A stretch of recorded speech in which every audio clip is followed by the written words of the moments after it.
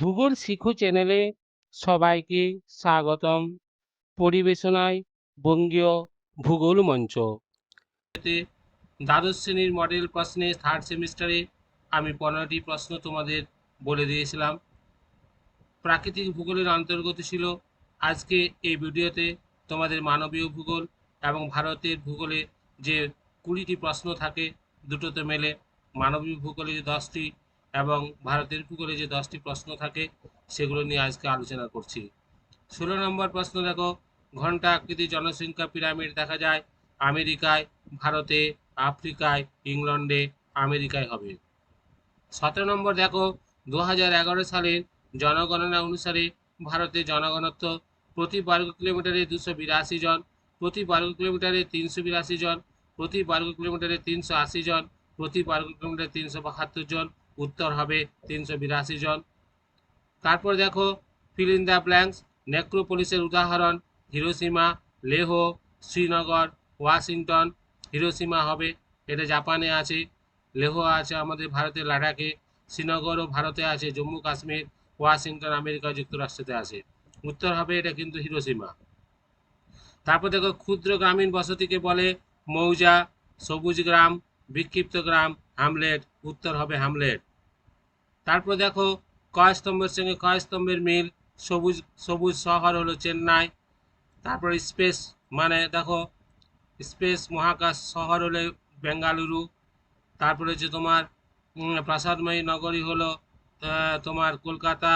আর এদিকে ভারতের গ্লাসগো হলো হাওড়া। তাহলে এখানে উত্তরটা একের সঙ্গে কার মিল হচ্ছে, ডি এর মিল আছে। একের সঙ্গে ডি এর মিল, দুইয়ের সঙ্গে সি এর মিল আছে। দেখো দুইয়ের সঙ্গে আছে সি, তাহলে এই উত্তরটা হবে, সি এর দাগের উত্তরটা হবে। তারপরে দেখো, পরের প্রশ্ন দেখো, মরু অঞ্চলে জনবসতি দেখা যায়, সত্য মিথ্যা বলছে, যাচাই করতে বলছে। মরু অঞ্চলে জলবিন্দু বসতির জায়গায় ঠিক কথা। মরু অঞ্চলে মরুদ্যানকে কেন্দ্র করে জলবিন্দু বসতি গড়ে ওঠে, এটা আমরা জানি। শুষ্ক বিন্দু বসতি দেখা যায় বন্যাপ্রবণ এলাকায়, এটাও ঠিক কথা। শুষ্ক বিন্দু বসতি দেখা যায় অর্থাৎ যেখানে বন্যাপ্রবণ এলাকা সেখানে শুষ্ক জায়গায়, উঁচু জায়গায় সেখানে বসতি গড়ে ওঠে। রেল লাইন বরাবর রৈখিক বসতি গড়ে ওঠে, এটাও ঠিক কথা। কোনারভ্যাসন শব্দটি সর্বপ্রথম ব্যবহার করেন প্যাট্রিক ক্যাডেস, এটাও ঠিক কথা। চারটায় সত্য, সবগুলি সত্য। তারপর দেখো, ভারতের মহানগরগুলিতে জনসংখ্যা ঘনত্ব খুব বেশি, কারণ দিয়েছে মহানগরে নানা রকম সুযোগ সুবিধা বর্তমান। এখানে দেখো যে বিবৃতি দেওয়া হয়েছে, ভারতের মহানগরগুলিতে জনসংখ্যা ঘনত্ব খুব বেশি, ঠিক কথা। কিন্তু তার মূল কারণ দিয়েছে মহানগরে নানা রকম সুযোগ সুবিধা বর্তমান। হ্যাঁ, মহানগরগুলিতে নানা রকম সুযোগ সুবিধা বর্তমান থাকায় সেখানে জনঘনত্ব বেশি। আজকে আমরা ভারতের বিভিন্ন যে মহানগরগুলো দেখতে পাই, মেগা সিটিগুলো দেখতে পাই, সেগুলো তো দেখবে যে জনবসতি দিনের পর দিন বাড়ছে, কারণ সেখানে নানা রকম সুযোগ সুবিধা পাওয়া যায়। তাহলে এই উত্তরটা হবে এ ও আর দুটোই সঠিক, এবং এ আর হলো এর সঠিক ব্যাখ্যা। তারপরে দেখো, পরিব্রাজন হলো জনসংখ্যার স্থানান্তর, বিভিন্ন সুযোগ সুবিধার কারণে পরিব্রাজন দেখা যায়। পরিব্রাজনে জনসংখ্যা ঘনত্বের তারতম্য ঘটে। বেশ সুন্দর এখানে আলোচনা করা হয়েছে। এখানে বলেছে যে ভারতের পরিব্রাজন বেশি দেখা যায়। দেখে দেখো, গ্রাম থেকে শহরে, না গ্রাম থেকে গ্রামে, শহর থেকে গ্রামে, না শহর থেকে শহরে। উত্তর হবে গ্রাম থেকে শহরে। এখন গ্রামের মানুষ সুযোগ সুবিধার কারণে শহরে গিয়ে বসবাস করছে। 24 নম্বর দেখো, এই যে তোমাদের দেওয়া আছে, ডায়াগ্রামটা দেওয়া আছে, দেখেই বোঝা যাচ্ছে এটা খুব ঘনবসতি এলাকা। দেখো চারিদিকে রোড চলে গেছে, এখানে জলাশয় আছে, এবং এখন দেখো ঘরগুলো ঘর ঘর ঘনবসতি আছে, অর্থাৎ এত ঘর, এত সামনাসামনি ঘর আছে, তাই এটাকে দেখেই মনে হচ্ছে এটা গোষ্ঠীবদ্ধ বসতি। তারপর দেখো, এর পরের প্রশ্ন দেখো দিয়েছে, রিঅ্যারেঞ্জ, বিষয়গুলি ঠিকমতো সাজিয়ে বিকল্পটি লিখো, ঘনত্ব অনুসারে মহাদেশগুলিকে সাজাও। এখানে প্রথমে দেওয়া আছে ওশিয়ানিয়া, তারপর দিয়েছে এশিয়া, তারপর দিয়েছে উত্তর আমেরিকা, তারপর দিয়েছে দক্ষিণ আমেরিকা। তোমাকে সাজাতে হবে। প্রথমে হবে অরিজিনাল, প্রথমে হবে এশিয়া হবে, তাই এশিয়া হবে প্রথমে, 2 নম্বরটা হবে। তারপরে হবে দেখো, তারপরে হবে তোমার তারপরে হবে উত্তর আমেরিকা, তারপরে হবে উত্তর আমেরিকা মানে 3 নম্বরটা হবে। তারপরে হবে তোমার তারপরে হবে দেখো 4 নম্বর মানে দক্ষিণ আমেরিকা, তারপরে হবে 1 নম্বর।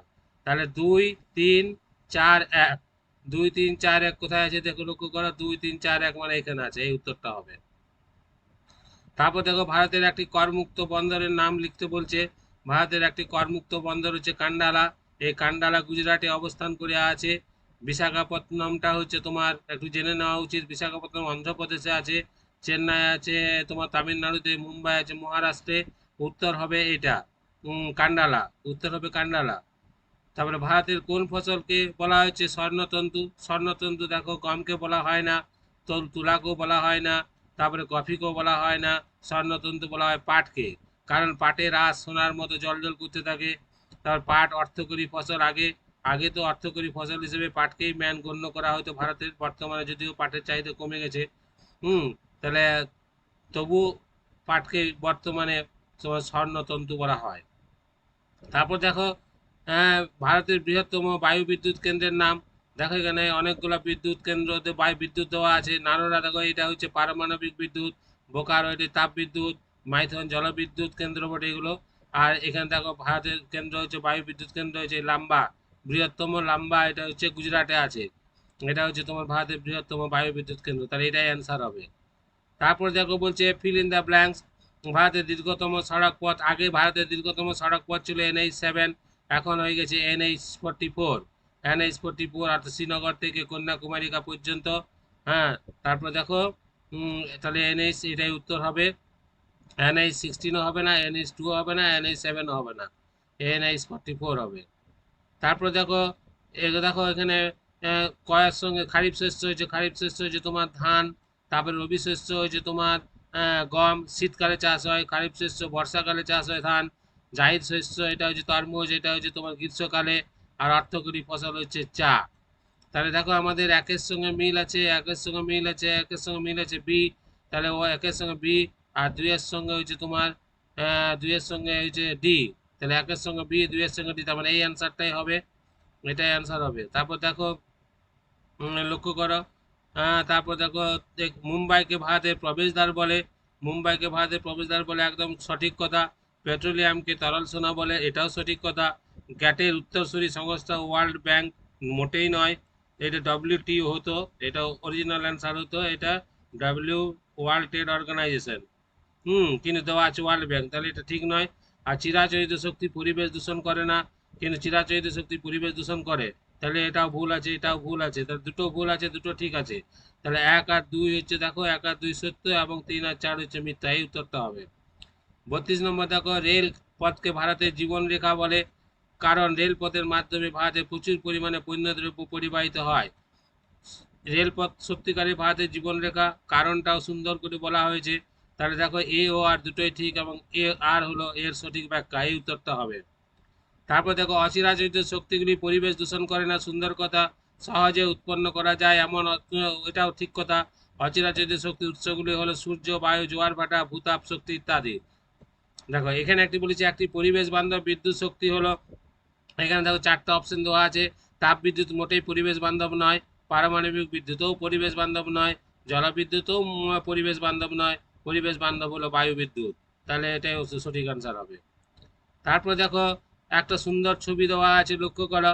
এই ছবিগুলোতে, এই ছবির মধ্যে দেখতে পাওয়া যাচ্ছে, দেখো করণপুরা লেখা আছে, বোকারো লেখা আছে, কোরবা লেখা আছে, তারপরে চান্দা লেখা আছে, তালচিল লেখা আছে, ঝুরিয়া লেখা আছে, এখানে নেভেলি লেখা আছে, সিঙ্গারেনি, সিঙ্গারুলি এই লেখা আছে। তাহলে এইগুলো দেখেই মনে হচ্ছে যে এটা ভারতের কোনো খনিজ সম্পদকে ব্যক্ত করছে, এবং এইগুলো যতগুলো নাম দেওয়া আছে সেগুলো সবগুলোতে কিন্তু কয়লা পাওয়া যায়।